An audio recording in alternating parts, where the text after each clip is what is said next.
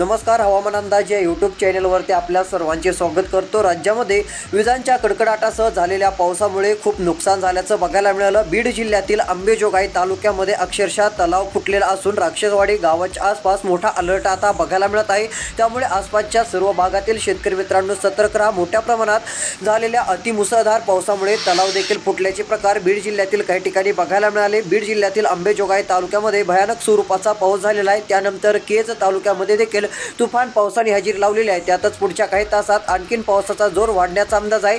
सर्व काही माहिती बघण्यापूर्वी चॅनलवरती नवीन असाल तर आत्ताच आपल्या चॅनलला सबस्क्राइब करा। जर तुम्ही या चॅनलला सबस्क्राइब केलं तर हवामान अंदाजासंदर्भात पावसासंदर्भात सर्वात आधी बातम्या तुम्हाला बघायला मिळतील। तसेच तुमचा जिल्हा कोणता आहे कमेंटच्या माध्यमातून नक्की सांगा। तुमच्या जिल्ह्याची बातमी पण या चॅनलवरती आपण देण्याचा प्रयत्न करूयात।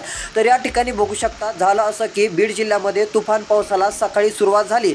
3च्या आसपास बीड जिल्ह्यातील अंबेजोगाई तालुक्यामध्ये पाऊस हळूहळू जोर धरत होता। यामध्ये मोठ्या प्रमाणात झालेल्या तुफान पावसामुळे अंबेजोगाई तालुक्यातील काही ठिकाणी तलाव फुटल्याचा प्रकार समोर आलेला आहे। त्यामुळे आता राक्षसवाडी आसपासच्या गावातील सर्व शेतकऱ्यांना सूचना जाहीर करण्यात आलेली आहे। कोणीही आता नदी काठच्या शेजारी जाऊ नका। त्यानंतर या तलावाचं पूर्णपणे पाणी जे आहे ते छोट्या नदीच्या मार्गाने इकडे गोदावरी नदीमध्ये दाखल होणार आहे। त्यामुळे सर्व शेतकऱ्यांनी सतर्क राहायचं आहे व गोदावरी नदीच्या आसपासच्या देखील सर्व शेतकऱ्यांनी सतर्क राहणे गरजेचे आहे। अचानकपणे मोठ्या प्रमाणात पाण्याचा प्रवाह आता वाहत असतानाची स्थिती आपल्याला बघायला मिळत आहे। झालेल्या मुसळधार पावसाने नुकसान असून आता पुढच्या काही तासात बीड, लातूर, नांदेडमध्ये पाऊस वाढण्याचा अंदाज आहे। तुरळक ठिकाणी काही ठिकाणी जोरदार पावसाचा अंदाज राहील। उत्तर महाराष्ट्रासह मराठवाड्यामध्ये विदर्भात देखील जोरदार पावसाची शक्यता आहे। अंबेजोगाई तालुक्यात नेमका कसा पाऊस झाला, तलाव फुटल्याने किती पाणी आलेले आहे, तुम्ही एकदा व्हिडिओ बघू शकता।